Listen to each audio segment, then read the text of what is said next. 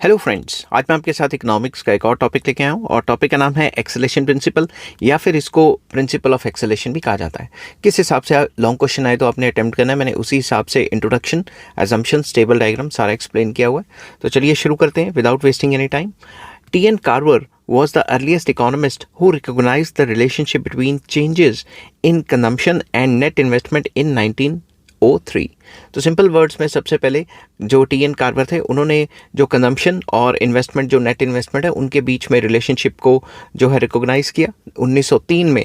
But it was Aftalion who analyse this principle in, अब ये जो एफ्टालियन है या फिर एफ्टालियन है, ये प्रोनाउंसिएशन अलग अलग हो सकती है। तो एफ्टालियन ने एनालाइज किया इस प्रिंसिपल को 1903 में, मतलब 1909 में। The term acceleration principle itself was first introduced into economics by J M. Clark in 1917। तो जो जे.एम. क्लार्क थे उन्होंने 1917 में ये जो टर्म है एक्सेलेशन, इसको लेके आए, एक्सेलेशन प्रिंसिपल टर्म को लेके आए, ठीक है। It was further developed by Hicks, Samuelson and Harrod in relation to the business cycles. तो इन्होंने ये जो बिजनेस साइकिल्स हैं, ट्रेड साइकिल्स की जो थ्योरी है, उसमें भी जो एक्सेलेशन प्रिंसिपल है उसका इस्तेमाल किया। अब सिंपल वर्ड्स में एक्सेलेशन प्रिंसिपल है क्या? Acceleration principles explains how changes in aggregate demand can lead to changes in investment spending, particularly in capital goods। तो ये बताता है हमें कि किस तरीके से डिमांड के चेंज होने से इन्वेस्टमेंट में चेंज आता है, particularly investment in capital goods. तो जब भी डिमांड चेंज होगी, मैं आपको सिंपल वर्ड से समझाता हूँ। मान लो आपकी पिज़्ज़ा खाने की डिमांड काफ़ी ज़्यादा बढ़ गई, तो जैसे पिज़्ज़ा की डिमांड बढ़ जाएगी तो होगा क्या, पिज़्ज़ा को बनाने वाली मशीन्स की डिमांड बढ़ जाएगी, तो जो प्रोड्यूसर्स हैं वो उन मशीन्स में इन्वेस्टमेंट बढ़ा देंगे। तो ये थ्योरी कहती है कि जब भी कंजम्पशन बढ़ती है तो इन्वेस्टमेंट भी बढ़ती है। समझ के बात? अब इस थ्योरी की कुछ एजम्पशंस हैं। The principle of acceleration is based on the following assumptions. Number 1, the acceleration principle assumes a constant capital output ratio. जो प्रिंसिपल ऑफ एक्सेलेशन है या एक्सेलेशन प्रिंसिपल है, ये एज्यूम करता है जो कैपिटल आउटपुट रेशियो है वो कांस्टेंट है, क्योंकि अगर कैपिटल आउटपुट रेशियो में चेंजेस आए तो उनको प्रूव करना मुश्किल हो जाएगा कि किस तरीके से इन्वेस्टमेंट में चेंज आ रहा है। It assumes that resources are easily available. ये एज्यूम कर रहे हैं कि जितने भी रिसोर्सेज हैं प्रोडक्शन के लिए वो ईजिली अवेलेबल हैं। It assumes that there is no excess और आइडियल कैपेसिटी इन प्लांट्स। अगर प्लांट्स में एक्सेस और आइडियल कैपेसिटी होगी तो नई मशीन्स तो खरीदी नहीं जाएंगी। समझ के बात? तो हम ये मान के चल रहे हैं इस थ्योरी में कि कोई भी एक्सेस कैपेसिटी नहीं है, जो प्लांट्स हैं या फैक्ट्रीज हैं वो ऑलरेडी अपनी फुल कैपेसिटी में काम कर रही हैं। It is assumed that the increase demand is permanent. ये भी एज्यूम किया जा रहा है कि जो डिमांड है वो लगातार बढ़ती रहेगी। It also assumes that there is elastic supply of credit and capital. जो कैपिटल है और जो लोन्स वगैरह हैं, क्रेडिट है, उनकी जो सप्लाई है वो फ्लेक्सिबल है, इलास्टिक है। It further assumes that an increase in output immediately leads to a rise in net investment. जैसे जैसे आउटपुट बढ़ेगी वैसे वैसे नेट इन्वेस्टमेंट बढ़ती रहेगी। अब इस थ्योरी की एक्सप्लेनेशन, तो फिर आप हेडिंग बनाओगे एक्सप्लेनेशन ऑफ एक्सेलेशन प्रिंसिपल। तो जब आप प्रॉपर हेडिंग्स बनाओगे तो ये जो मैंने अंडरलाइन किया रेड लाइन से, इसको पेंसिल से अंडरलाइन करोगे, ना कि रेड पेन से, ठीक है। तो पेंसिल से अंडरलाइन करना और ज़्यादा रंग बिरंगे पेन मत लेके जाना, सिर्फ ब्लू पेन और पेंसिल काफ़ी है अगर आपकी हैंडराइटिंग अच्छी है तो, ठीक है। The principle of acceleration is based on the fact that the demand for capital goods is derived from the demand for consumer goods which the former help to produce. Simple words में acceleration principle ये कहता है कि जो capital goods की demand है, जो मशीनों की डिमांड है, वो डिपेंड करती है या ड्राइव होती है कहाँ से? कंज्यूमर गुड्स की डिमांड से, क्योंकि कंज्यूमर गुड्स की डिमांड बढ़ेगी तो उनको प्रोड्यूस करने वाली मशीनों की भी डिमांड बढ़ जाएगी। The acceleration principle explains the process by which an increase or decrease in the demand for consumption goods leads to an increase or decrease in the investment on capital goods. तो वही words change करके लिख दिया कि acceleration principal explain करता है कि किस तरीके से जो कंज्यूमर गुड्स हैं उनकी डिमांड इंक्रीज या डिक्रीज होने की वजह से कैपिटल गुड्स की जो डिमांड है वो इंक्रीज डिक्रीज होती है, जिसकी वजह से इन्वेस्टमेंट इंक्रीज और डिक्रीज होती है। According to Kurihara, the accelerator coefficient is the ratio between the induced investment and initial change in the consumption expenditure. तो सिंपल वर्ड्स में वो कहते थे जो एक्सेलेशन प्रिंसिपल है, मतलब V, it is the ratio of change in net investment या change in induced investment divided by change in consumption. मतलब ये इनकी रेशियो है, या ये भी कह सकते हैं कि कंजम्पशन के चेंज आने से इन्वेस्टमेंट में कितना चेंज आता है। और अगर इसको क्रॉस मल्टीप्लाई करें तो change in investment is small v small V delta C, मतलब small V change in consumption. ये जो स्मॉल वी है इट इज़ एक्सेलरेटर कॉफिशेंट। तो अगर कंजम्पशन में जितना चेंज आया है उसको मल्टीप्लाई कर लें एक्सेलरेटर कॉफिशेंट से, तो हमें पता लग जाएगा कि इन्वेस्टमेंट में कितना चेंज आएगा। तो change in investment is net change in investment and change in consumption is the net change in consumption expenditure. तो जो भी डेल्टा आई और डेल्टा सी ले रहे हैं ये नेट चेंज में आएंगे, ठीक है। If the increase in consumption expenditure is rupees 10 crores leads to an increase in investment of rupees 30 crore, the accelerator principle is 3। तो अगर सिंपल वर्ड्स में अगर कंजम्पशन में चेंज आता है 10 करोड़ का और उसकी वजह से इन्वेस्टमेंट में चेंज आता है 30 करोड़ का, तो जो एक्सेलरेटर प्रिंसिपल है उसकी वैल्यू कितनी होगी? एक्सेलरेटर की वैल्यू हो गई 3। मतलब ये जो स्मॉल वी है ये कितने के बराबर हो गया? ये 3 के बराबर हो गया। मतलब कि कंजम्पशन के चेंज होने से इन्वेस्टमेंट में 3 गुना चेंज आता है, ठीक है। दिस वर्जन, ये जो वर्जन है, this version of accelerator principle या acceleration principle has been more broadly interpreted by Hicks as the ratio of induced investment to changes in output. तो हिक्स ने इनको थोड़ा सा और चेंज किया है इस रेशियो को। The accelerator that is V is equals to change in investment due to change in output. तो डेल्टा वाई क्या है? आउटपुट के चेंज होने से इन्वेस्टमेंट में क्या चेंज आएगा, और द कैपिटल आउटपुट रेशियो, और इसको कैपिटल आउटपुट रेशियो भी कहा जाता है। It depends on the relevant changes in output that is delta Y and changes in investment. तो हिक्स का मानना था कि जो एक्सेलेटर है ये होता है change in investment due to change in output. It shows that the demand for capital goods is not derived from consumer goods alone, but from any direct demand of national output. तो ये वाली जो ratio है ये हमें show करती है कि सिर्फ कंज्यूमर गुड्स से ही नहीं इन्वेस्टमेंट असरदार होती, बल्कि डायरेक्ट डिमांड जो नेशनल आउटपुट की है कि पूरे के पूरे देश में जो आउटपुट बन रही है उसके ऊपर भी जो है इन्वेस्टमेंट काफ़ी ज़्यादा डिपेंड करती है। In an economy the required stock of capital depends on changes in the demand for output. तो बात वही घुमा फिरा के दोबारा लिख दी, क्योंकि पेजेस भी तो भरने हैं ना, तो वही बात दोबारा कि आउटपुट पे भी डिपेंड करता है कि कितना कैपिटल स्टॉक आपको रिक्वायर्ड होगा। Any change in output will lead to change in capital stock. अगर आउटपुट ज़्यादा बना रहे हैं तो आपकी जो कैपिटल स्टॉक है आपको ज़्यादा चाहिए, तो इन्वेस्टमेंट ज़्यादा होगी। आउटपुट कम बना रहे हैं तो उसके लिए कम मशीनें चाहिए, तो जो नेट इन्वेस्टमेंट है वो कम हो जाएगी। This change equal to V times the change in output. फिर से वही बात जो ऊपर वाला इक्वेशन थी, इसमें small V into change in consumption था, यहाँ चेंज इन आउटपुट आ गया, where small V is the accelerator. तो जितनी भी इकोनॉमी में इन्वेस्टमेंट होती है it depends upon accelerator multiply by change in output. If a machine has a value of rupees 4 crores and produces output worth rupees 1 crore, then the value of V is 4। तो simple words में वही इसमें जो है equation में ये वाली जो इक्वेशन है कि V is equals to delta I divided by delta output, तो इसमें डाल देंगे तो V की वैल्यू 4 आ जाएगी। An entrepreneur who wishes to increase his output by rupees 1 crore every year must invest 4 crores on this machine। अगर किसी भी एंटरप्रेन्योर ने अपनी आउटपुट हर साल 1-1 करोड़ से बढ़ानी है तो उसे मशीनों पे इन्वेस्टमेंट 4-4 करोड़ करनी पड़ेगी। This equally applies to an economy where if the value of the accelerator is greater than 1, more capital is required per unit of output so that the increase in net investment is greater than increase in output that causes it। तो किसी भी economy में अगर आपने accelerator की value 1 से ज़्यादा रखी है तो इसका मतलब ये है कि अगर आप आउटपुट बढ़ाते हैं तो इन्वेस्टमेंट उससे ज़्यादा बढ़ेगी। समझ गई बात? तो मैं यहाँ फिर से बताता हूँ।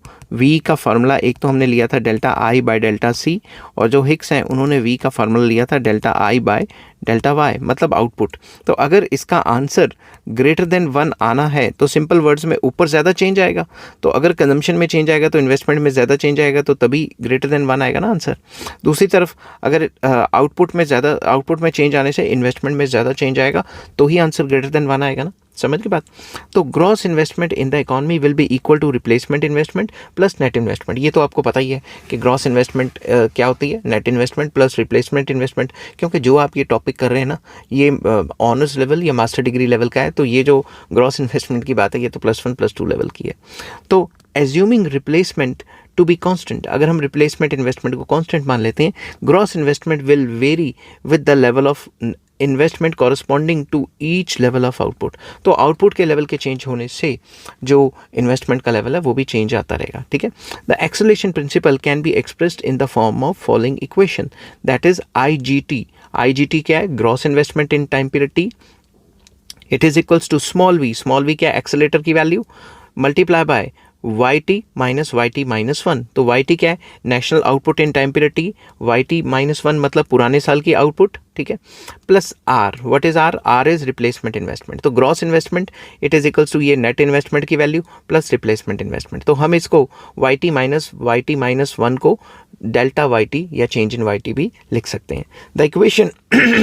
The equation tells that gross investment during time period T depends upon change in output, that is why. तो वही ग्रॉस इन्वेस्टमेंट जो है, अगर रिप्लेसमेंट इन्वेस्टमेंट को कांस्टेंट मान लें तो आउटपुट में जितना भी चेंजेस आए उस पर डिपेंड करती है, from period T-1 to T multiplied by the value of accelerator.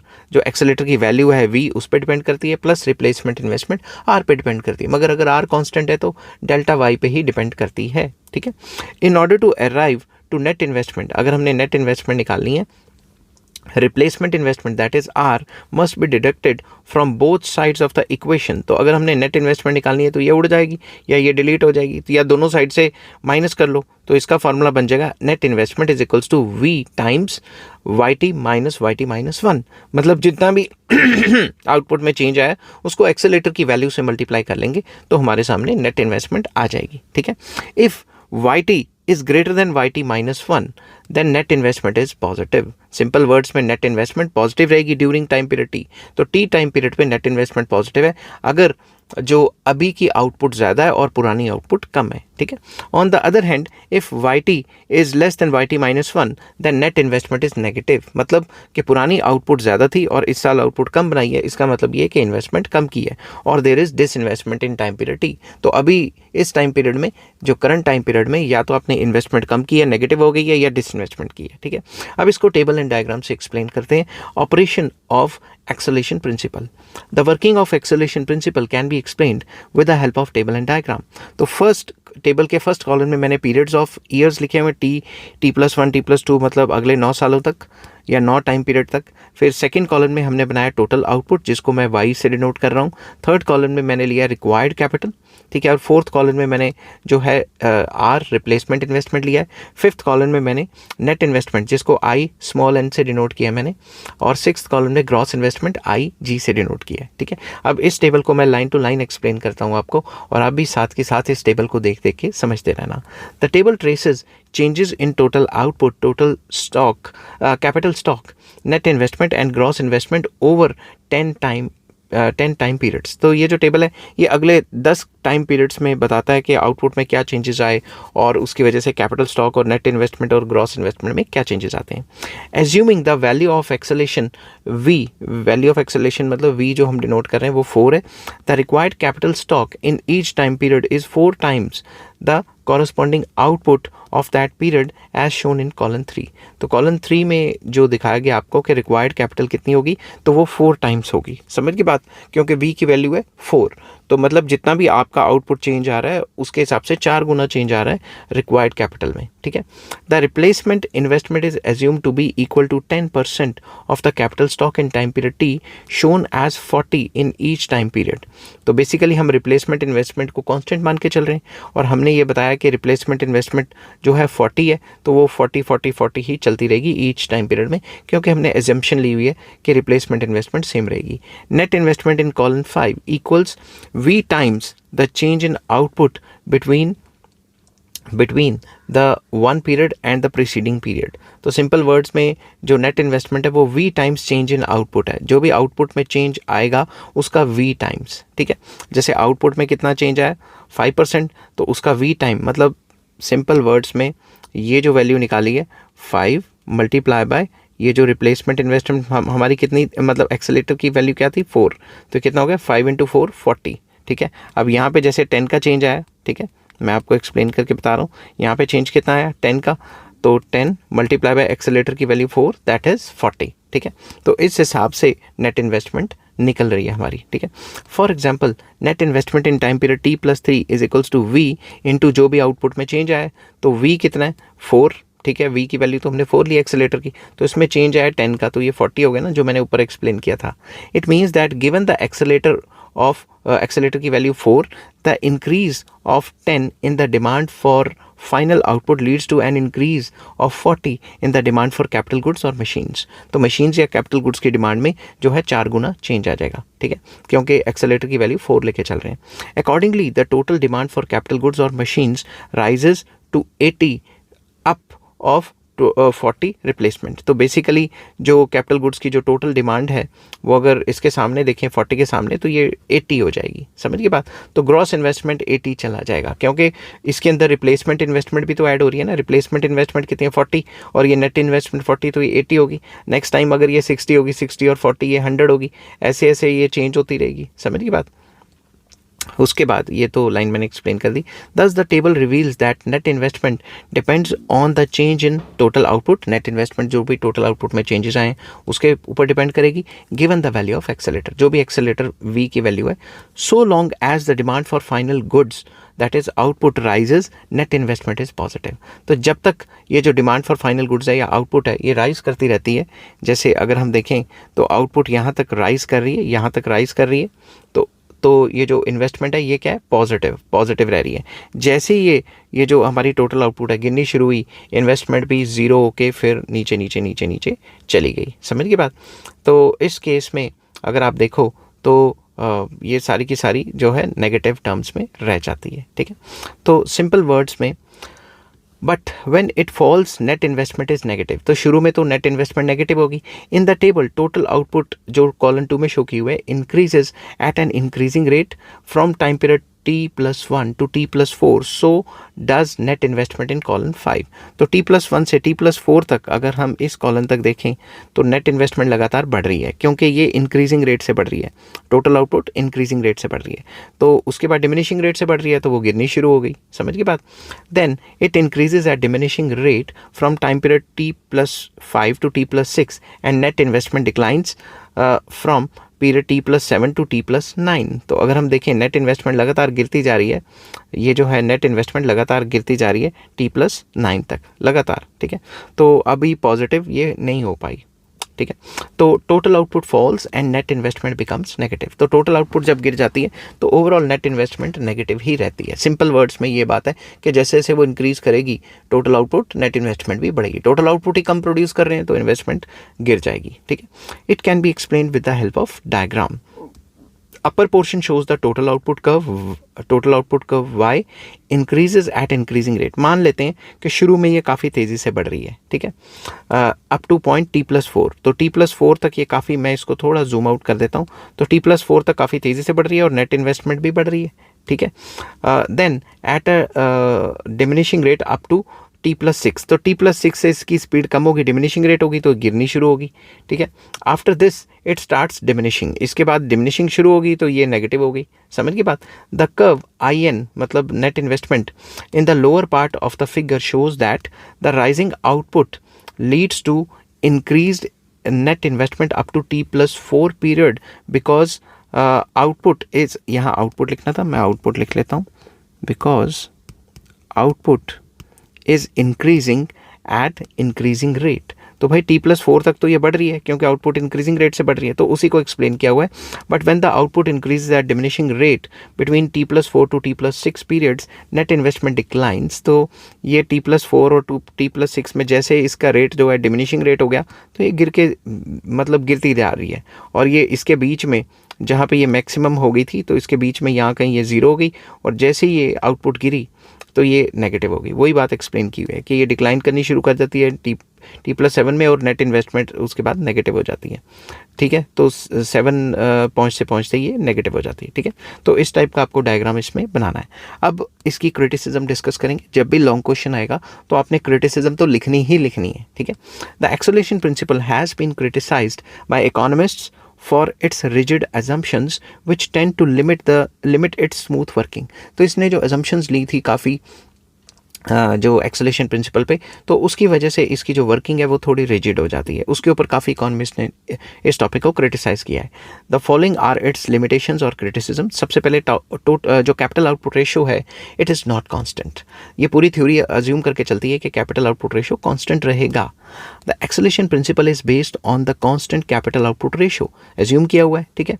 But this ratio does not remain constant in the modern dynamic world. तो आजकल की सिचुएशन में देखें तो ये तो चेंज होता रहता है, इन्वेंशंस आती रहती हैं। Inventions and improvements in techniques of production are constantly taking place which lead to increase in output per capital. तो कैपिटल आउटपुट रेशियो तो चेंज होती रहती है, एक मशीन से ज़्यादा काम कर सकते हो पर मशीन या पर कैपिटल, क्योंकि इम्प्रूवमेंट इन टेक्नोलॉजी हो रही है। और एग्जिस्टिंग कैपिटल इक्विपमेंट्स में बी वर्कड मोर इंटेंसिवली। तो एग्जिस्टिंग मशीन्स को और अच्छे से यूज़ करके जो है ज़्यादा काम किया जा सकता है, जिसकी वजह से कैपिटल आउटपुट रेशियो तो चेंज होगी।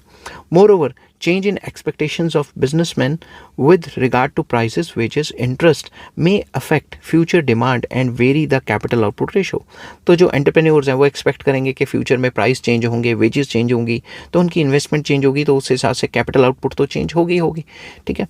Thus, the capital output ratio does not remain constant but changes in the different phases of the trade cycle. तो अलग अलग ट्रेड साइकिल पे अलग अलग वैल्यू एक्सेलेरेटर की होती है, ठीक है। ना कि कैपिटल मतलब ना कि ये जो आउटपुट जो कैपिटल आउटपुट रेशियो है वो कांस्टेंट रहती है।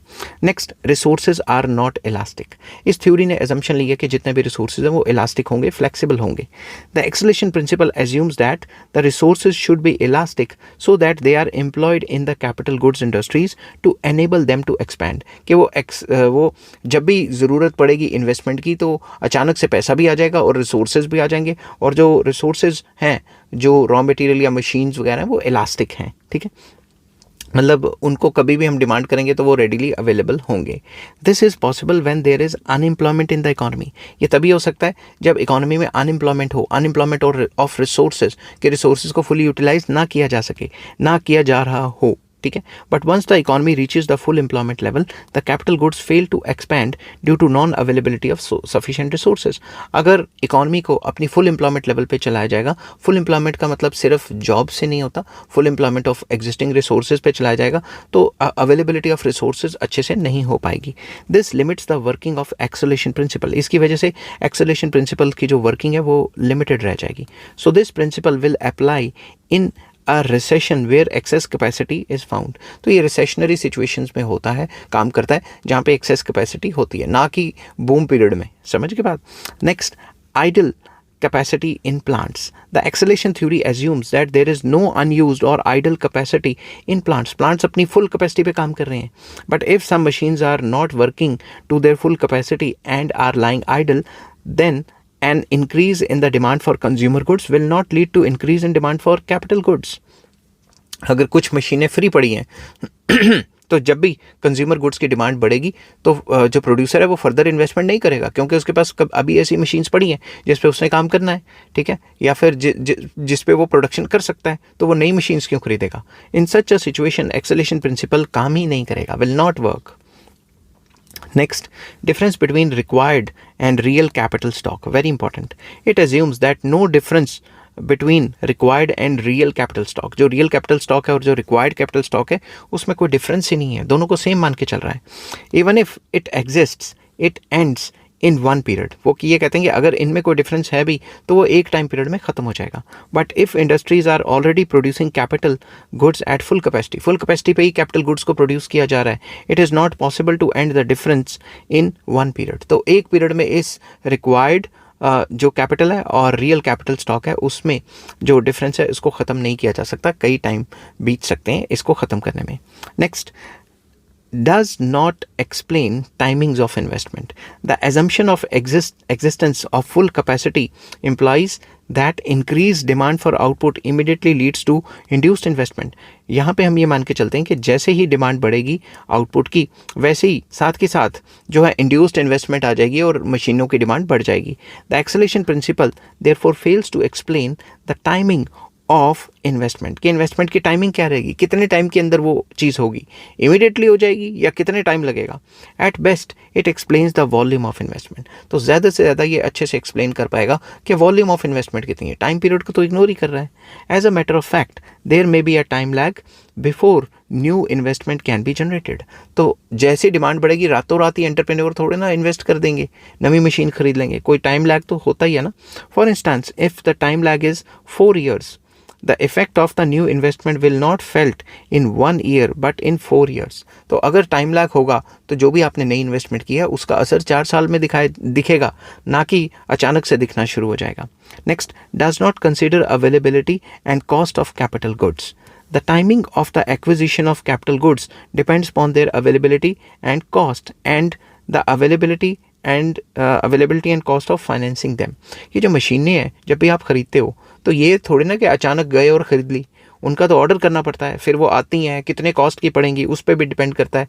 आपने लोन्स पे लिए हैं या खुद के पैसे पे लिए हैं उस पर भी डिपेंड करता है। रेट ऑफ इंटरेस्ट कितना चल रहा है अगर लोन्स पे लिए हैं इस पर भी तो डिपेंड करता है। The theory does not consider these factors. In factors को तो थ्योरी कंसिडर ही नहीं करती। Next, acceleration effect 0 for installed equipments. Very important. It is assumed that no increase in demand for consumer goods has been foreseen and provided for previous capital investment। तो simple words में अगर आपने पहले से कोई machine खरीद के रखी है तो उसका एक्सेलेटर पे कोई असर नहीं पड़ेगा। If by anticipating future demand, अगर आप सोच रहे हो कि फ्यूचर में डिमांड बढ़ेगी, capital has already been installed, आपने पहले से ही अपनी फैक्ट्री में ज़्यादा मशीनें लगाई हैं, it would not lead to induced investment and the acceleration effect will be zero. तो अगर आप पहले से ही मशीनें लगा के बैठे हो तो अचानक से डिमांड बढ़ गई तो उससे नई इन्वेस्टमेंट तो आएगी नहीं, तो जब नई इन्वेस्टमेंट नहीं आएगी तो एक्सेलरेशन प्रिंसिपल तो ज़ीरो हो गया। समझ की बात? तो ये वहाँ पे काम नहीं करती जहाँ पे प्रोड्यूसर्स ने पहले ही से ही सोचा कि डिमांड बढ़ सकती है और पहले से ही जो मशीन्स है वो पहले से ही खरीद के रखी हुई हैं। Does not work for temporary demand. This theory further assumes that increased demand is permanent. Demand लगातार बढ़ती रहेगी। In case the demand for consumer goods is expected to be temporary, the producers will refrain from investing new goods। अगर demand temporary है तो producers क्यों नई मशीनें खरीदेंगे? उनको पता है ये तो थोड़ी देर ही डिमांड रहनी है, उसके बाद डिमांड नहीं रहनी। Instead they may meet the increase demand by working existing capital equipment more intensely. तो वो एग्जिस्टिंग मशीन को और ज़्यादा डबल ट्रिपल काम कराएंगे, उससे 24 घंटे काम कराएंगे ताकि इस डिमांड को पूरा किया जा सके, बजाय इसके कि हम नई मशीन खरीदें। So the acceleration principle will not materialise. तो इस केस में एक्सेलेशन प्रिंसिपल काम ही नहीं करेगा। Next, supply of credit not elastic. हमने अजम्पशन ली थी ऊपर कि जो क्रेडिट की जो सप्लाई है, जो लोन्स की सप्लाई है, वो फुली फ्लेक्सिबल है ताकि रातों रात लोन मिल जाएगा और रातों रात मशीन की डिमांड कर देंगे producers। The acceleration principle assumes an elastic supply of credit so that when there is induced investment as a result of induced consumption, cheap credit is easily available for investment in capital goods। वही वाली बात जो मैंने बताई कि रातों रात loans available है, रातों रात लोन्स आएंगे और आपको मिलेंगे और आप मशीनें खरीद लेंगे और लोन्स का रेट भी सस्ता है। If cheap credit is not available in sufficient quantities, the rate of investment will be high and investment in capital goods will be very low। अगर रेट ऑफ इंटरेस्ट ज़्यादा होगा तो लोग लोन्स कम लेंगे तो इन्वेस्टमेंट कम होगा। ठीक है, दस the acceleration will not work. तो इस केस में एक्सेलेशन प्रिंसिपल जो है काम नहीं करेगा क्योंकि लोन्स के रेट हाई हैं, रेट ऑफ इंटरेस्ट ज़्यादा है तो लोग लोन्स नहीं लेंगे तो फिर मशीन्स कहाँ से खरीदेंगे। Next, neglects profit as a source of internal funds. This assumption further implies that firms resort to external source of finance for investment purposes। तो ये थ्योरी मान के चलती है कि ज़्यादातर बाहर से ही लोन लिया जाता है तभी रेट ऑफ इंटरेस्ट से इन्वेस्टमेंट असरदार होती है। But empirical evidence has shown that firms prefer internal source of finance to external sources. तो ये भी देखा गया है, एम्पेरिकल एविडेंस ये भी कहता है कि कंपनियां अपना पैसा भी यूज़ करके मशीनें खरीदती हैं, जो उनके पास पड़ा हुआ है, जो उनके पास पुराने जो फंड्स पड़े हुए हैं, रिटेन्ड अर्निंग्स हैं, उनसे भी खरीद सकती है। The acceleration principle is weak in that it neglects profit as a source of internal finance. तो ये थ्योरी हमें ये नहीं बताती कि जो भी कंपनी प्रॉफिट कमाती है उसको अपने पास रख के रिटेन्ड अर्निंग्स की फॉर्म में प्रॉफिट को अपने पास रख के उसी से ही नई मशीन्स भी खरीद सकती है। As a matter of fact the level of profits is a major determinant of investment. तो जो इन्वेस्टमेंट है वो असरदार किससे रहती है कि कंपनियां कितना प्रॉफिट्स कमाती हैं। तो इस चीज़ को भी इस मॉडल में जो है डालना चाहिए था। अब इसको कंक्लूड करते हैं। Despite these limitations the principle of acceleration makes the process of income propagation clearer and more realistic than the multiplier theory. तो जो मल्टीप्लायर थ्योरी थी उससे एक स्टेप ऊपर जाके एक्सेलेशन और अच्छे तरीके से हमें बताता है कि किस तरीके से जो इनकम जनरेट की जाती है और इन्वेस्टमेंट के कैसे चेंज होने से क्या क्या होता है, ठीक है।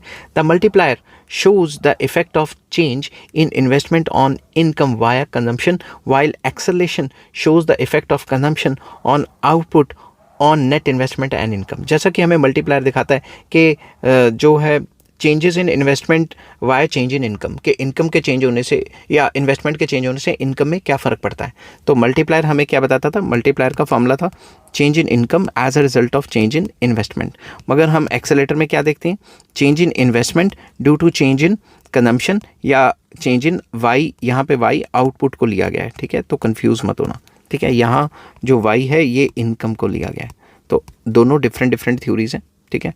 मैं यहाँ एम लिख देता हूँ प्रॉपर, आपको कन्फ्यूजन ना हो, ठीक है।